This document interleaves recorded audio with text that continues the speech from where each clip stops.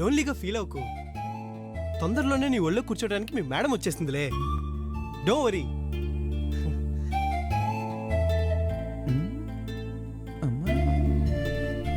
ఏంటి సార్?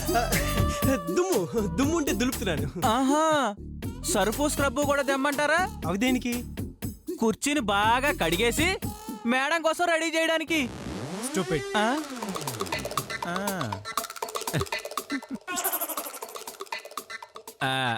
ఏంటి అందరినీ హుషారుగా పలకరించేసి మరీ వస్తున్నారంట? కొత్త విశేషం ఏమైనా ఉందా? పాదే కానీ కొత్తగా ఉంది. అంటే యాప్ ఓపెన్ అయింది, ప్రాజెక్ట్ సక్సెస్ఫుల్ గా లాంచ్ అయింది. అవును అయింది. ఎందుకయింది? ఎవరి వల్ల అయింది? స్ట్రగుల్ మేడంకి, సక్సెస్ మీకు. కనీసం పార్టీ అయినా ఇచ్చారా? నాకో, మేడంకో, స్టాఫ్కో, ఎవరికో ఒక్కరికైనా ఇవ్వాలి కదా. వ్యాపారంలో నష్టం వస్తే పూడ్చుకోవచ్చు, సంసారంలో కష్టం వస్తే సర్దుకుపోవాలి అనేది నాకు లేటుగా అర్థమైంది. అది నేను గుర్తించానని వరోధినికి తెలిసి రావాలి. అప్పుడిస్తా అసలైన పార్టీ. Madam courier. సార్ ఒక్క నిమిషం. ఏంటి? Courier sir.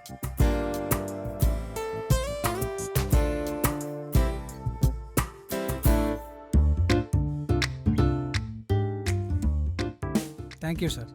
ఓకే.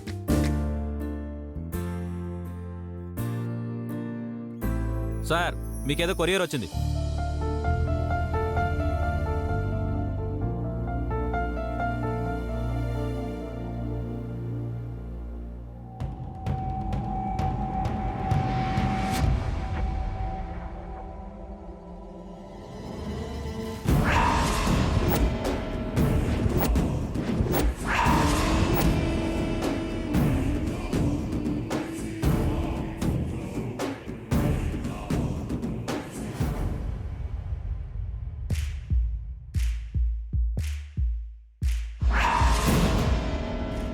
ఏమైంది సార్?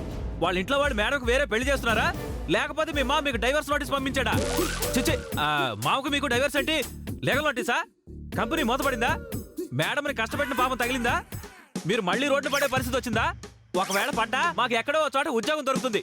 మీకే తలక మాసం నడిస్తాడు సార్ ఉద్యోగం. అసలు ఏమైంది సార్?